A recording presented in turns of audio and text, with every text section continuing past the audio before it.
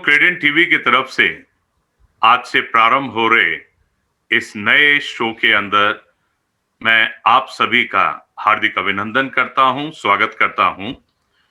उम्मीद करता हूं कि जैसे इस शो का हमने नाम रखा है, मैं और गीता। जी हां, गीता जो हमें भगवान कृष्ण की तरह अपने इस पर्टिकुलर जीवन में जिसमें आप और मैं सब जी रहे हैं, एक सारथी के रूप में बिल्कुल हमें इस भव सागर से पार लगाने के लिए ऐसा क्या चीज है इसके अंदर, आज आप और मैं सब इसको जानने का प्रयास करेंगे। ये शो हमारा प्रतिदिन ना होकर सप्ताह में एक दिन सोमवार को आप सबके लिए प्रस्तुत होगा। हम कोशिश करेंगे कि हम सबको अपने जीवन के उन क्षणों के बारे में या यूं कहें कि उन समस्याओं के बारे में अवगत कराए कि हमें क्या करना चाहिए, कैसे हम इस भव सागर से इन समस्याओं से पार पा सकते हैं। जी हां, मैंने सुना है दोस्तों कि भगवत गीता हमारी हर समस्याओं का निरादान करती है, हर समस्याओं का निदान करती है, चाहे वो पारिवारिक हो, चाहे वो सामाजिक हो, चाहे वो हमारे व्यावसायिक हो, चाहे बच्चा हो, चाहे जवान हो, चाहे बूढ़ा हो, हर एक के लिए, पुरुष हो, स्त्री हो, सबके लिए भगवत गीता एक ऐसा ग्रंथ है जो समस्याओं को दूर करने का रेडी रेकनर के रूप में काम करता है। जी हां, सारी समस्याओं का समाधान हमें वहां अवश्य उपलब्ध होगा। लेकिन मैं और आप शायद इससे समर्थ नहीं है। कारण उसका बड़ा स्पष्ट है कि हमारा तो ज्ञान बहुत सीमित रहा है। तो इस चीज के लिए सबसे पहले मैं आप सबका स्वागत कराना चाहूंगा। हमारे इस कार्यक्रम के मुख्य अतिथि जो आध्यात्मिक गुरु हैं, श्रद्धेय भूपेन तायल सर का, जो कि हमें मार्गदर्शन देंगे, हमारे उन कुछ प्रश्नों को आप सबके सामने उत्तर करके मार्गदर्शन के रूप में हमें आगे बढ़ने के लिए प्रेरित करेंगे। तो सबसे पहले मैं स्वागत करता हूं श्रद्धेय भूपेन तायल सर का। हरे कृष्णा सर। हरे कृष्णा, हरे कृष्णा।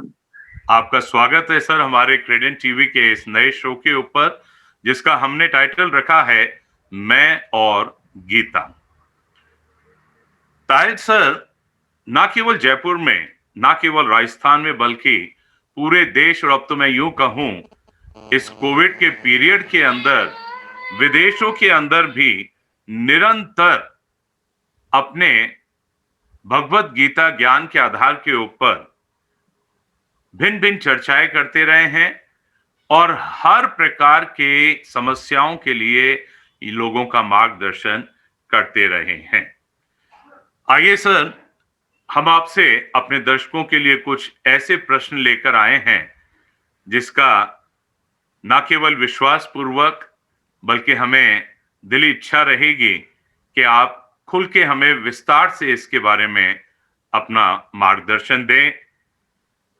मेरा बहुत स्पष्ट मानना है, लगभग सभी जो ज्ञानी लोग हैं, आप जैसे उनकी बात हम छोड़ देते हैं, लेकिन लगभग सभी प्रायः एक चीज पे उलझे हुए रहते हैं। सुनने में तो ये आता है कि भगवत गीता सारी समस्याओं का निराकरण देती है, लेकिन भगवत गीता ही क्यों?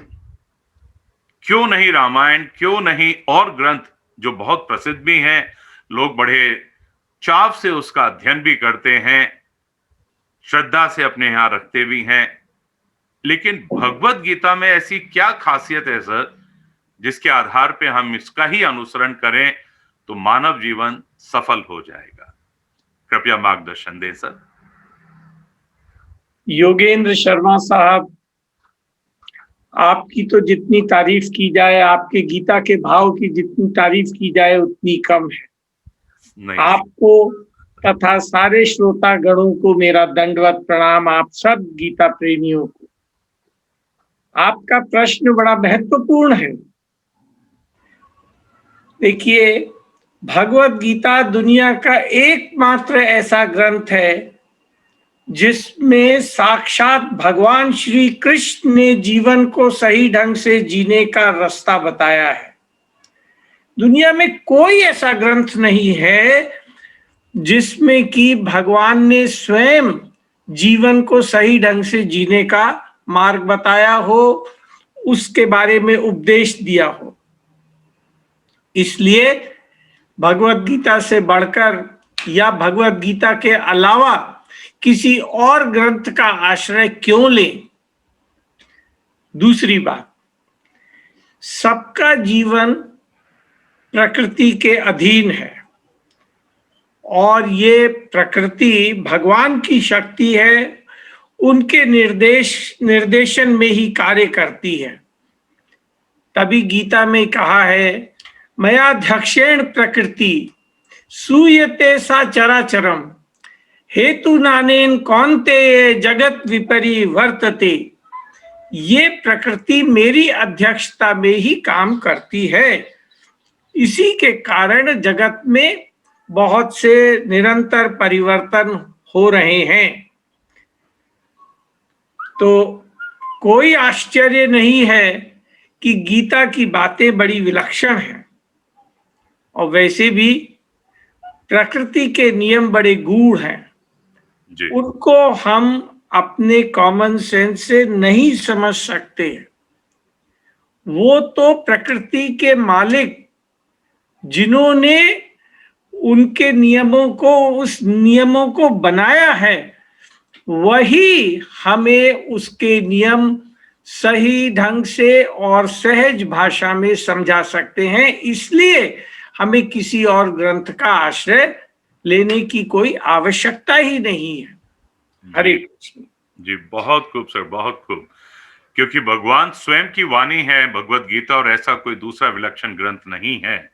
और दूसरी बात जो सर आपने बताई कि इस प्रकृति की रचना जो स्वयं भगवान की अध्यक्षता में हुई है, तो प्रकृति में होने वाले सारे परिवर्तनों का वही एक कारण भी है और वही उसको नियमित भी करने वाले हैं। तो उनसे बेहतर तो कौन बता पाएगा।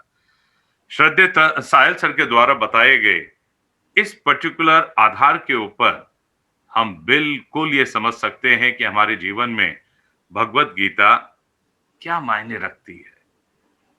दोस्तों, एक बहुत ही महत्वपूर्ण प्रश्न आप और मेरे मन में हमेशा आता रहा है। मैं सर से प्रार्थना करूंगा कि उसके बारे में भी हम सबको अवश्य मार्गदर्शन दें। चाहे एक स्टूडेंट हो, विद्यार्थी है, स्कूल के अंदर अपनी अपनी समस्याओं से ग्रसित है। मैं गृहस्थ हूं, मेरा परिवार छोटा है या बड़ा है मायने नहीं रखता, लेकिन भांति भांति की समस्याएं मुझे वहां भी आती हैं। या मैं एक व्यापारी हूं, माल बेचना, खरीदना, उत्पादन करना, अनेक समस्याएं, और आजकल तो सरकारी तंत्र की विभिन्न समस्याएं मेरे सामने रहती हैं। या कोई निजी समस्याएं भी हो सकती हैं, चाहे वो शारीरिक हो, मानसिक हो या कैसे भी हो।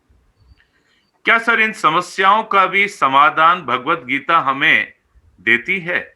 और वो क्या व्यवहारिक समाधान है? क्योंकि अधिकतर लोग यही कहते सुनते पाए जाते हैं, अब सैद्धांतिक रूप से तो सारी चीजें अच्छी हैं, लेकिन व्यवहारिक में ये संभव नहीं है। तो कृपया मार्गदर्शन दे सर, जिससे हम लोग इसको और अच्छे ढंग से समझ सके। हरे कृष्ण। बड़ा ही व्यवहारिक क्वेश्चन आपका। निश्चित रूप से गीता जीवन की हर समस्या का समाधान देती है। और तो और जितनी भी भारत में ट्रूली ग्रेट पर्सन, वास्तव में ग्रेट पर्सनालिटीज हुई हैं, उन सब ने अपनी सारी समस्याओं का समाधान गीता में ही ढूंढा है। गीता में एक बड़ी विलक्षण बात है कि वो समस्या की जड़ पर जाकर अटैक करती है। गीता कहती है, भौतिक कामना ही समस्त पापों की जड़ है। काम एषा क्रोधेशा रजो गुण समुद्भवा महाशनो महापापमा विधि में मी वैरिणम। ये कामना जो है और क्रोध जो है, समस्त पापों की जड़ है। इस ये बहुत खाने वाली है, बड़ी पापी है, तू इसको अपना वैरी जान। जी। और कामना पैदा होती है राग द्वेष से। अब राग द्वेष का क्या अर्थ होता है? जब किसी चीज में प्रियता हो जाती है तब तो उसमें हमारा राग होता है, और अगर कोई चीज पसंद नहीं आती तो उसमें द्वेष होता है। तो गीता ये भी कहती है कि मनुष्य को राग द्वेष के वश में होकर कर्म करना ही नहीं चाहिए। जी। इंद्रियस्येन्द्रियस्यार्थे राग द्वेषौ विवस्थितौ। तो इन दोनों के वश में होकर कार्य करना ही नहीं चाहिए। तयोर नावश मा गच्छेत, इसके वश में होकर तू कार्य ना कर। तौ यस्य परिपंथिनौ, क्योंकि ये पारमार्थिक मार्ग में विघ्न पैदा करने वाले शत्रु हैं। तो तात्पर्य यह है कि पहले तो हम राग द्वेष को पैदा होने ही ना दें। अगर पैदा हो भी जाएं तो इनके वशीभूत होकर कोई कार्य ना करें। आप सोच कर देखें तो पाएंगे कि हर समस्या के कारण की जड़ में राग द्वेष और इनसे उत्पन्न होने वाली कामना ही है। अगर ये नहीं है तो फिर कोई समस्या है ही नहीं, हो सकती ही नहीं। अब अगला प्रश्न शायद ये होगा कि कामना को कैसे दूर करें, गीता क्या कहती है इसके बारे में? जी, मैं पूछने वाला था, आपने ले ली मेरी बात। तो जी। गीता ये कहती है, तस्मात् त्वन्मिन्द्रियाण्यादौ नियम्य भर्तर्षभाः पाप मानम प्रजयमेनम ज्ञान विज्ञान नाशनम। तो अपनी इंद्रियों को, मन इंद्रियों को वश में करके तू इस कामना को बलपूर्वक मार डाल। सर, मैं आपसे प्रार्थना करूंगा कि मेरे दर्शकों को आप जरूर ये बताएं, ये इंद्रियां क्या होती हैं सर? 5 इंद्रियां होती हैं। देखने की शक्ति, आंख, कान, सुनने की शक्ति, जी। बोलने की शक्ति जिह्वा से, मुंह से, और स्पर्श करने की शक्ति, जी। और 5वीं शक्ति होती है नासिका।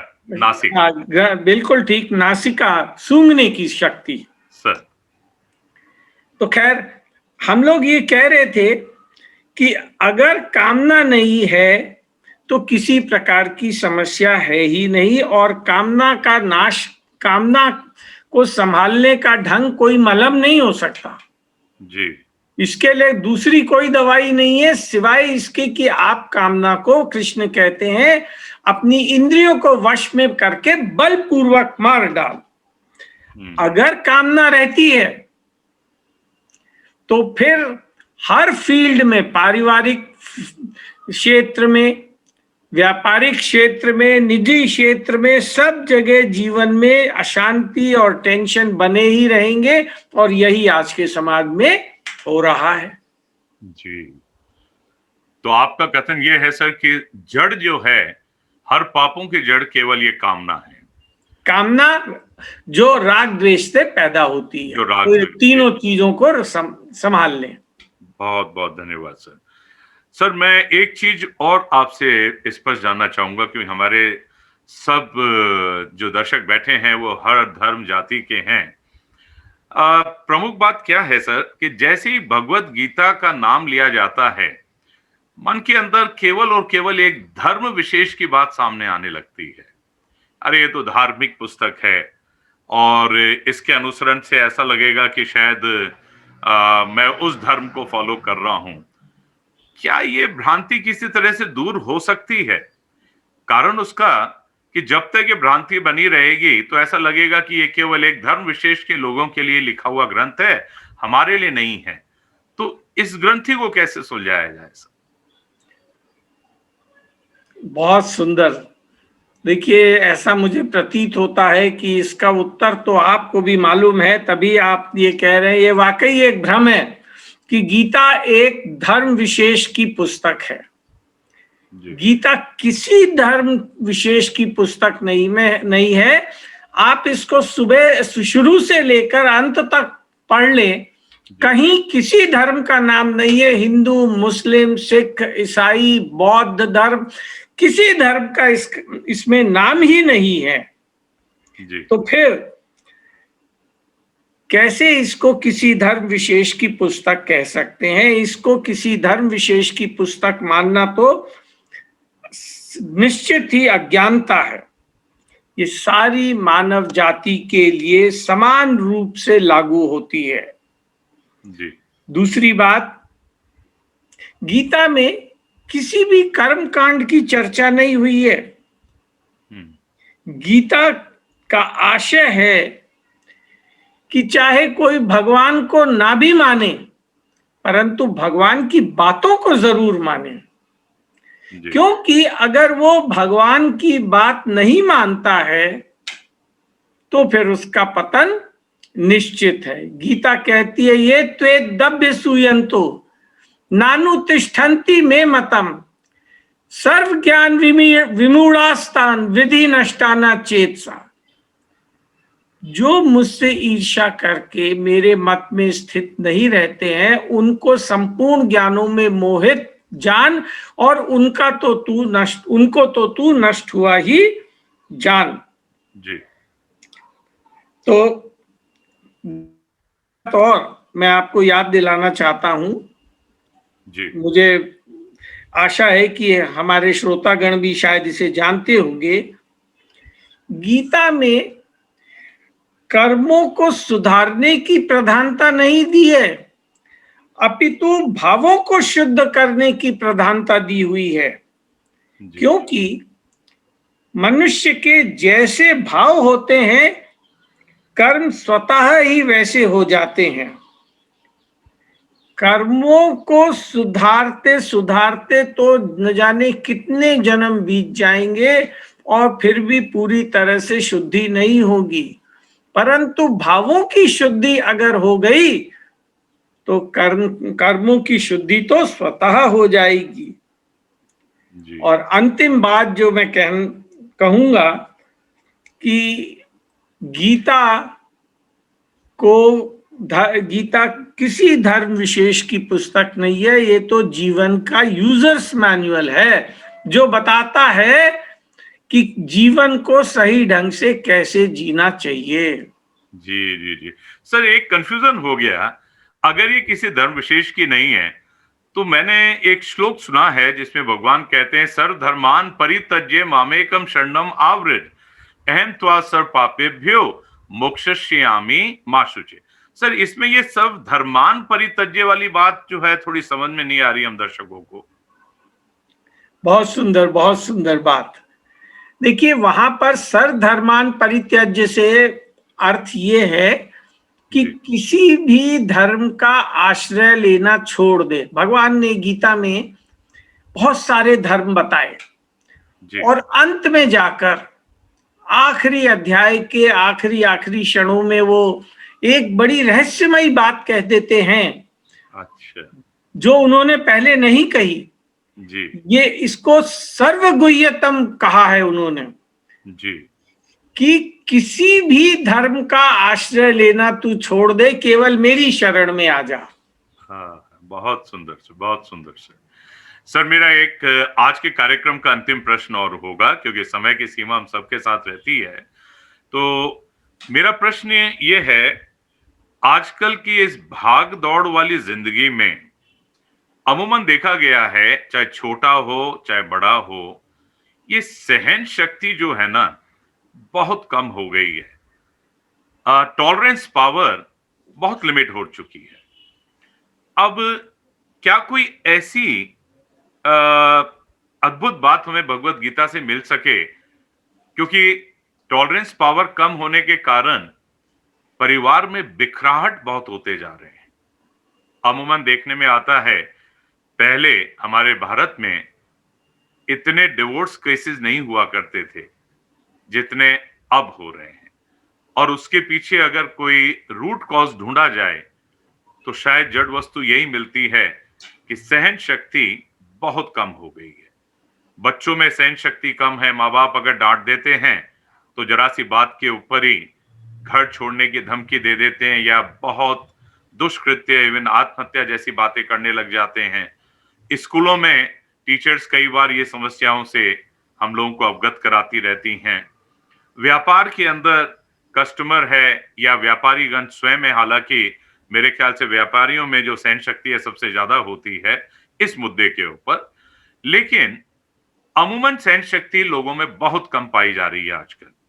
तो भगवत गीता इस विषय में हमें क्या रास्ता दिखाती है जिससे परिवार ना बिखरे, एकता बनी रहे, माधुर्य भाव बना रहे और सब आनंद से अपने जीवन को व्यतीत कर सके। हरे कृष्णा सर। आपने बहुत सही बात उठाई है। वाकई आज के समाज में सहन शक्ति दिन पे दिन कम होती चली जा रही है। लोग अपनी अपनी इच्छाओं की पूर्ति में ऐसे लगे हुए हैं कि जो एडजस्टमेंट का भाव है, एक दूसरे के साथ सामंजस्य बैठाने का जो भाव है, वो दिन पे दिन कम होता जा रहा है। श्रेष्ठ सहन शक्ति गीता के अनुसार सात्विक वृत्ति होती है, और जब ये सहन शक्ति कम हो जाती है तो ये राजसी या तामसी वृत्ति होती है। इस पे निर्भर करता है कि बहुत कम हो गई है, बिल्कुल ही सहन शक्ति नहीं है, तब तो तामसी वृत्ति हो जाएगी। राजसी वृत्ति का भी फल गीता में दुख बताया है। कर्मणा सुकृतस्य आहु सात्विकम निर्मलम फलम। सात्विक वृत्ति का तो निर्मल फल कहा है जी। रसस्तु फलम दुख मज्ञान तमसा फलम। और राजस प्रवृत्ति का फल दुख कहा है जी। राजसी मनुष्य कामना से भरा पूरा होता है। तो ये गीता में उसी अध्याय में ये भी कहा है, नहीं, ये तो 14वें अध्याय में कहा है, रजो रागात्मकम वृद्धि तृष्णा संग समुद्भवम तन निबनाति कौन्ते कर्म संगेन देहिनम। अर्थात ये राग से पैदा होने वाली जो राग तृष्णा से पैदा होने वाली ये राजसी वृत्ति है जी। जो कि तृष्णा में लगाकर मनुष्य पर विजय प्राप्त करती है। अब इस वृत्ति को फिर बदला कैसे जाए? ये जो सहन शक्ति इतनी कम हो गई है, ये तो हमने समझा कि सहन शक्ति कम होने से मनुष्य जो है आज निरंतर दुख पा रहा है और परिवार बिखरते चले जा रहे हैं, आपस में झगड़े बढ़ रहे हैं, आपस में झगड़े बढ़ रहे हैं। तो अब इसके लिए ये आवश्यक है कि हम सात्विक संग करें, सात्विक लोगों का संग करें, सात्विक साहित्य का संग करें। ऐसे साहित्य का संग ना करें जो कि हमारी कामनाओं को, काम वासनाओं को, हमारी तृष्णा को ज्यादा से ज्यादा बढ़ाए,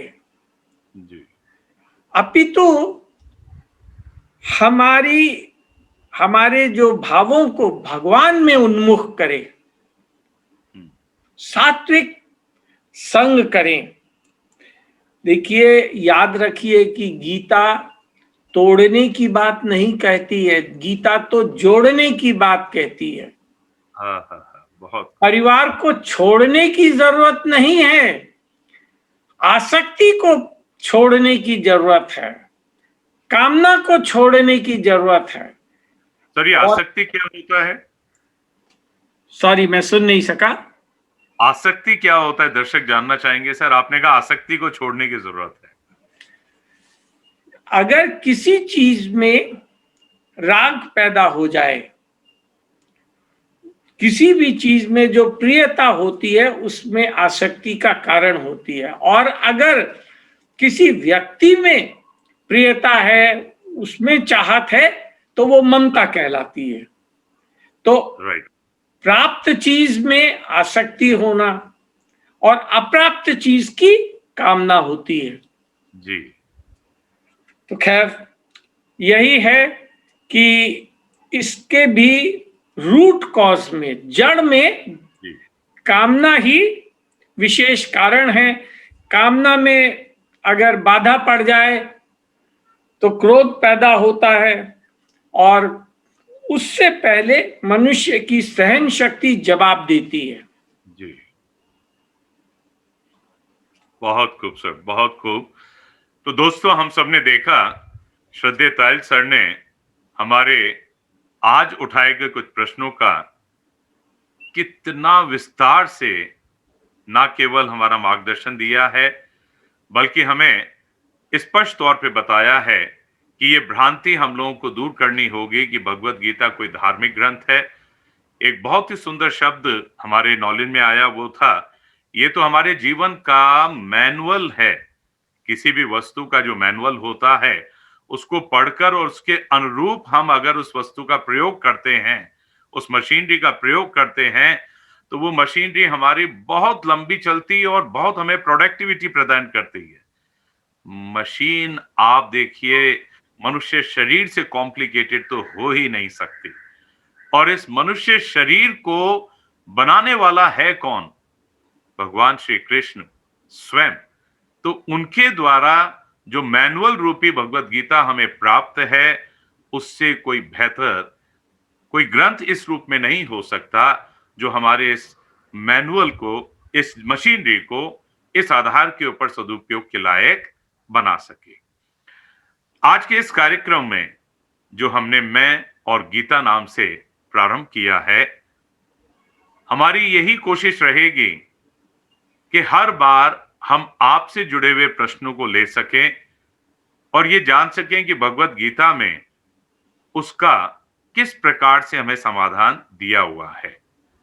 दोस्तों, यकीन मानिएगा, वर्तमान इस आपाधापी की जिंदगी में यदि हम कुछ समय निकालकर भगवत गीता के बताए हुए मार्ग का अनुसरण करें, तो किसी प्रकार की बाधा आ ही नहीं सकती। हाँ, एक और आप लोगों से निवेदन है, आपका कोई भी जुड़ा हुआ प्रश्न हो, चाहे व्यक्तिगत ही क्यों ना हो, आप अवश्य हमें अपने इस नीचे दिए हुए कमेंट बॉक्स के अंदर जरूर भेजिएगा। हमारी पूर्ण कोशिश होगी कि हम अपने अगले एपिसोड में आपको उन प्रश्नों का उत्तर श्रद्धेय तायल सर के श्रीमुख से अवश्य अवश्य उपलब्ध कराएं। मैं आप सभी का धन्यवाद देता हूं। प्रमुखतया सर, आपको मैं करबद्ध प्रणाम करता हूं और आपको धन्यवाद देता हूं कि आपने बहुमूल्य समय को हमारे लिए निकाला और हम सबको हमारे द्वारा पूछे गए कुछ प्रश्नों का उत्तर देकर अनुग्रहित किया। मिलते हैं अगले सप्ताह इसी कार्यक्रम में, इसी समय। हरे कृष्णा। हरे कृष्णा। हरे कृष्णा, हरे कृष्ण।